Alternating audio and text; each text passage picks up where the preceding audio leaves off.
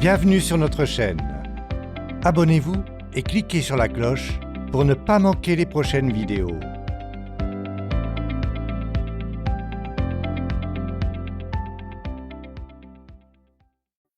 La puissance des questions est telle que c'est le meilleur moyen de changer votre centre d'attention.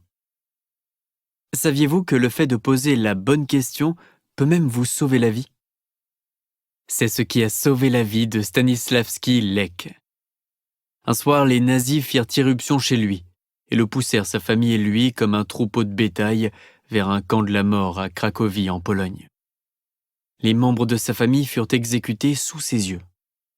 Affamé, affaibli et pleurant la mort des siens, il dut travailler de l'aube au crépuscule aux côtés d'autres prisonniers du camp de concentration. Comment était-il possible de survivre à de telles horreurs? Il réussit à s'accrocher quelque temps. Mais un jour, l'horreur du cauchemar qu'il vivait fut telle qu'il décida que s'il restait, ne serait-ce qu'un jour de plus, il en mourrait. Il décida de s'enfuir. Mais surtout, il était convaincu d'une chose. Même si personne n'avait jamais réussi à s'échapper auparavant, il existait certainement un moyen. Le centre de ses préoccupations changea, et au lieu de se demander comment survivre, il se posa la question suivante. Comment puis-je m'échapper de cet enfer? La même réponse lui revenait sans cesse à l'esprit. Ne sois pas ridicule, c'est impossible. Ce genre de question ne sert qu'à te torturer l'esprit. Mais il ne pouvait se résigner à accepter cette réponse. Il se demandait constamment « Que faire? Comment sortir d'ici? Il existe sûrement un moyen. » Un jour, M. Lek trouva la réponse. Il sentit l'odeur de chair en décomposition qui émanait des cadavres d'hommes, de femmes et d'enfants qui avaient été asphyxiés dans des chambres à gaz. Les corps se trouvaient à peine à quelques mètres de l'endroit où il travaillait, empilés sur la plateforme arrière d'un camion. Au lieu de s'attarder à se demander comment le Seigneur avait pu permettre qu'un acte aussi monstrueux soit commis, il se posa la question suivante. Comment puis-je tirer parti de cette situation pour m'échapper? Au coucher du soleil, alors que les Allemands s'éloignaient pour rejoindre leur caserne, il se dévêtit et se précipita pour se glisser parmi les cadavres, à l'insu des soldats. Il feignit d'être mort et attendit, écrasé sous le poids des cadavres dont l'odeur, insupportable, lui donnait la nausée. Il entendit enfin le moteur vrombir. Après un court trajet, le chauffeur s'arrêta et déversa les tas énormes de corps dans une fosse à ciel ouvert, puis s'éloigna. Stanislavski resta immobile et attendit jusqu'à ce qu'il soit certain que personne ne se trouvait dans les parages. Puis il s'élança et parcourut, nu, les 40 kilomètres qui le séparaient de la liberté. Comment se fait-il que Stanislavski Lek connut un sort différent de celui des millions de personnes qui périrent dans des camps de concentration? Plusieurs facteurs peuvent l'expliquer, mais la raison principale, c'est qu'il se posa une question différente, et ce sans relâche, certain de trouver la réponse au bout du compte. C'est une bonne question. Nous nous posons des questions à longueur de journée. Ces mêmes questions contrôlent notre façon de penser, nos sentiments, et les points sur lesquels nous choisissons de centrer notre attention. C'est en posant les bonnes questions que j'ai réussi à transformer ma vie. J'ai cessé de me demander « Pourquoi la vie est-elle si injuste ?» et « Pourquoi mes plans échouent-ils toujours ?» Au lieu de cela, j'ai commencé à me poser des questions qui pouvaient m'apporter des réponses utiles. Demandez et l'on vous donnera. Cherchez et vous trouverez. Frappez et l'on vous ouvrira. Matthieu 7. J'ai d'abord formulé un certain nombre de questions pour m'aider à résoudre mes problèmes. Ces questions me permettent de me préparer à trouver des solutions chaque fois qu'un problème surgit. Quelques questions menant à la résolution de problèmes. 1. Quelle partie puis-je tirer de ce problème? 2. Que faut-il encore améliorer? 3. Que suis-je prêt à faire pour que les choses tournent comme je le veux? 4. Quel comportement suis-je prêt à modifier pour parvenir à mon but? 5.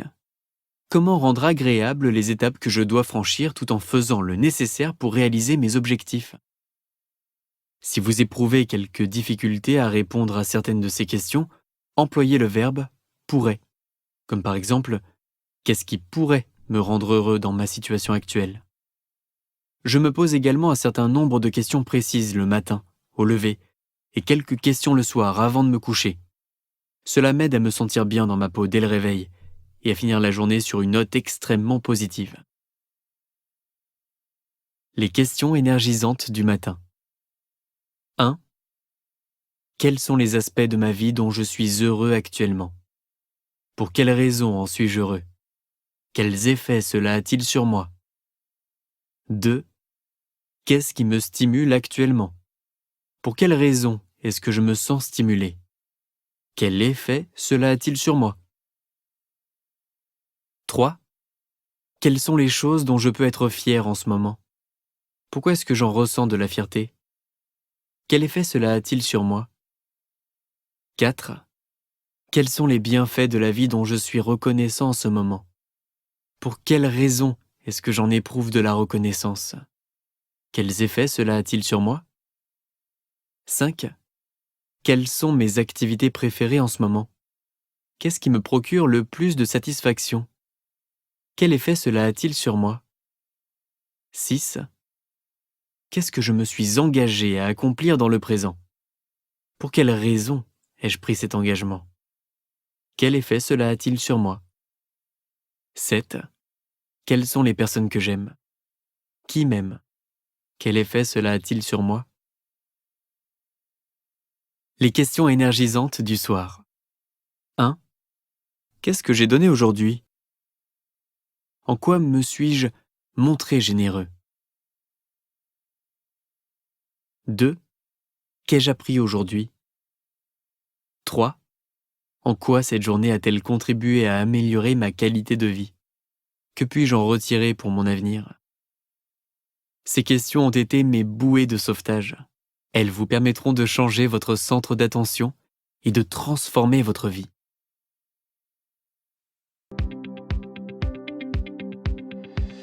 Chers auditeurs, n'oubliez pas de vous abonner à la chaîne pour ne pas manquer les nouvelles vidéos.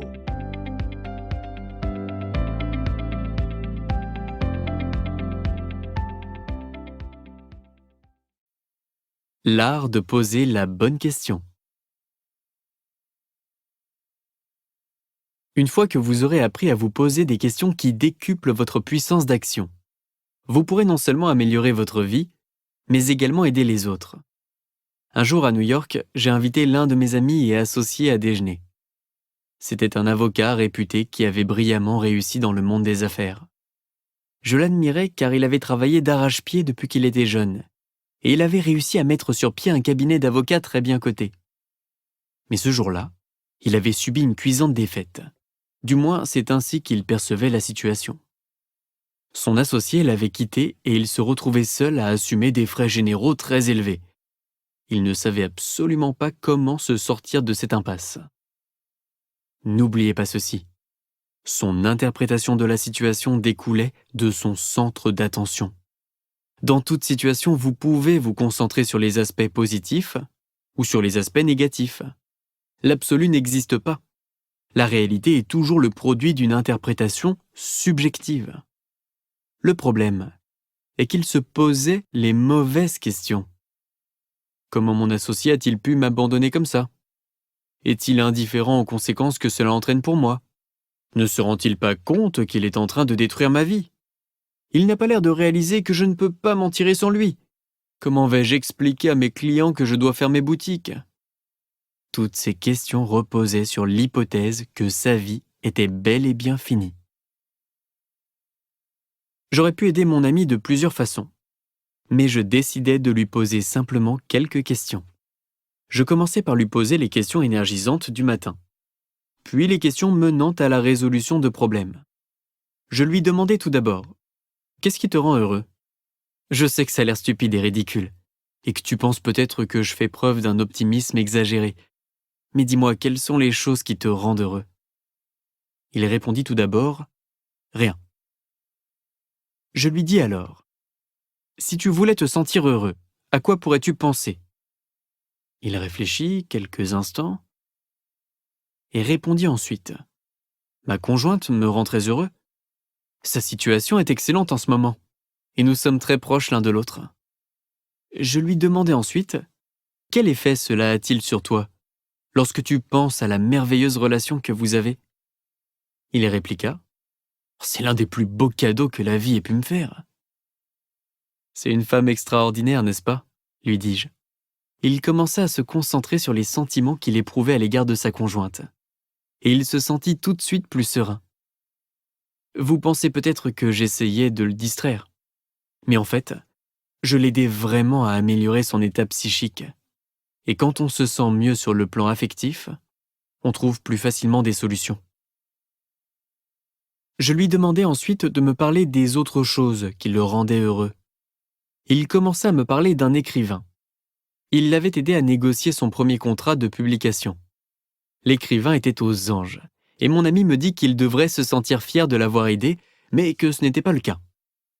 Si tu étais fier de toi, lui dis-je, qu'est-ce que tu ressentirais ? Il se mit à réfléchir à ce qu'il éprouverait et son état psychologique commença à changer.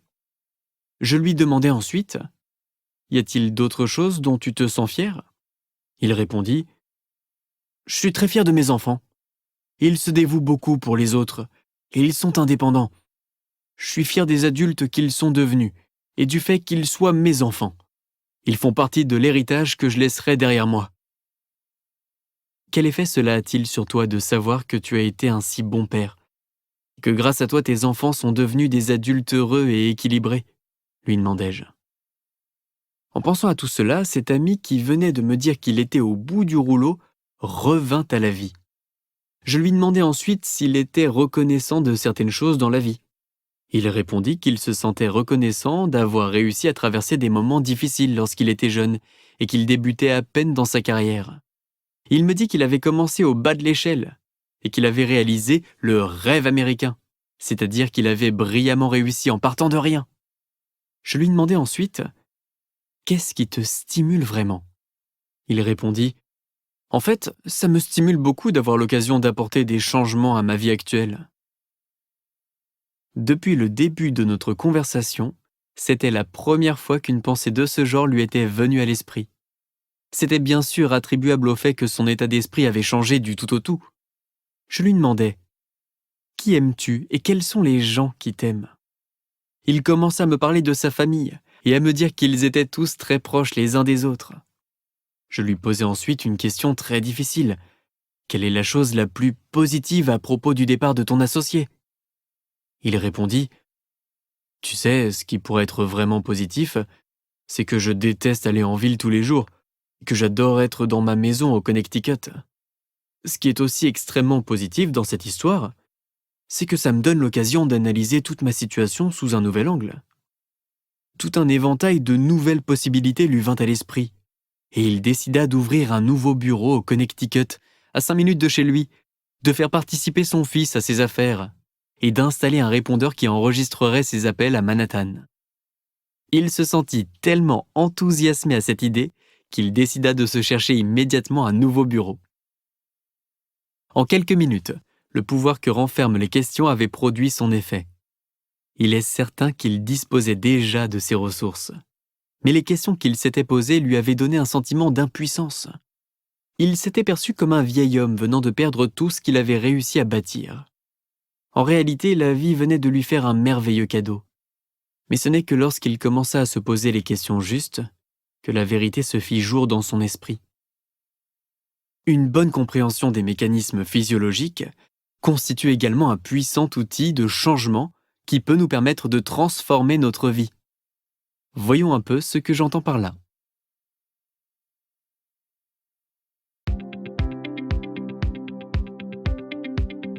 Nous espérons que vous avez aimé la vidéo.